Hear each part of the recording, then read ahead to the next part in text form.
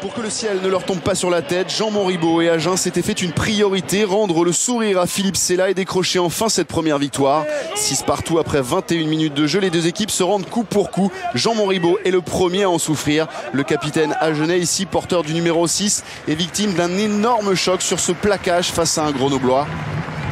Monsieur Berdos alors applique le protocole commotion, une nouvelle règle mise en place lors de cette 5e journée. En cas de suspicion de commotion cérébrale, le joueur est obligé de sortir pendant 5 minutes pour être examiné. 3 flexions du bras sur la tête, l'arbitre ordonne le remplacement temporaire de Jean Monribaud qui devra répondre à une série de questions pour juger de son état de santé. Un coup dur qui ne perturbe pas Agen, superbe transversale de Konrad Barnard récupéré par Simon Vaca. Il a effacé un premier défenseur grenoblois, il va peut-être servir à l'intérieur un partenaire, non, Simon Vaca va aller tout seul aplatir le premier essai de cette équipe agenaise.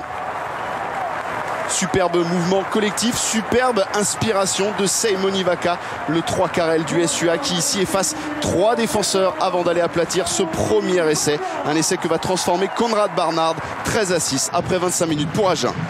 Au terme des 5 minutes nécessaires à l'évaluation neurologique de Jean Monribaud, les médecins autorisent le capitaine agenais à revenir sur le terrain. Un retour difficile puisqu'ici on retrouve Wakasedou Adoua à l'initiative. Ensuite c'est Jonathan Pellissier qui va servir Rudy Kudze parfaitement. Rudy Kudze qui va aller aplatir derrière la ligne. Il efface Silvertian, le dernier défenseur, et vient inscrire le premier essai de la formation iséroise. Un essai que va transformer Stewart qui remet alors les deux équipes à égalité, 13 partout. Agen est en difficulté, mais Agen fait preuve d'une énorme envie.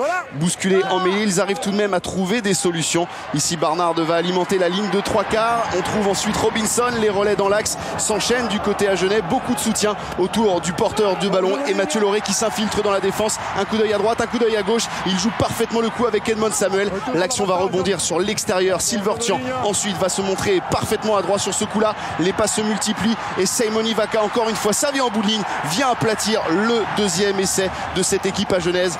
Superbe mouvement de la ligne de 3 quarts dans le sillage d'un Silvertian. Parfait avec cette petite Chistera, les relais ensuite qui s'organisent et c'est Vaca donc qui vient récompenser le bon travail de tout l'effectif agenais.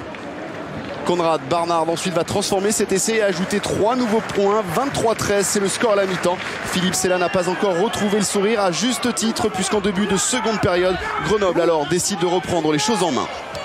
Belle action avec Vanderglas qui vient d'entrer en jeu. Lui aussi déchire le rideau défensif. Personne pour reprendre le 3e ligne grenoblois qui vient aplatir coup de froid sur le stade d'Armandie.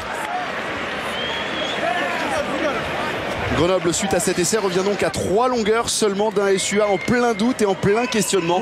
Valentin Courant, lui, ne se pose pas de questions face à ses anciens partenaires. Il a la pénalité de l'égalisation et ne manque pas la cible. 23 partout, c'est le score après 50 minutes de jeu. Barnard ensuite redonne l'avantage à son équipe, mais David Darricarer semble inquiet et mécontent. Il le sera encore plus sur ce mauvais geste d'Esteban Losada, le numéro 4. Christophe Berdos alors n'hésite pas. Vous venez faire la police en le sortant, vous mettez le coup de poing, donc c'est jamais.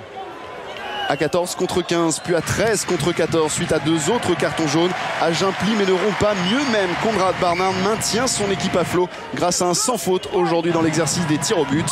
Après cette pénalité réussie, les Agenais vont encore se lancer à l'assaut de la défense grenobloise sur ce beau mouvement initié par Pelé Sassa. Le ballon va sortir et Konrad Barnard ajuster ce drop face au poteau. Le ballon prend le chemin des perches et passe entre les poteaux. 3 points de plus. Konrad Barnard aujourd'hui réussit un sans faute et permet à son équipe de reprendre l'avantage 32-23 et de sentir enfin le doux parfum de la victoire. Grenoble, dans les dernières secondes, se voit offrir une dernière pénalité, celle du bonus défensif. Philippe Sella, fébrile en tribune, aimerait voir son équipe privée Grenoble du bonus défensif, mais Valentin Courant, l'ancien agenais, ajuste parfaitement les perches et offre à Fabrice Landreau une énorme joie. Grenoble repart tout de même avec le point de bonus défensif. Nargissi félicite son ancien partenaire Valentin Courant, mais c'est l'agenais qui est récompensé. Agen l'emporte finalement 32-26. Philippe Sella cette fois le sourire aux lèvres. Jean Monribaud lui ne semble pas encore réalisé qu'Agen ce soir accroche une première victoire à son tableau de marche.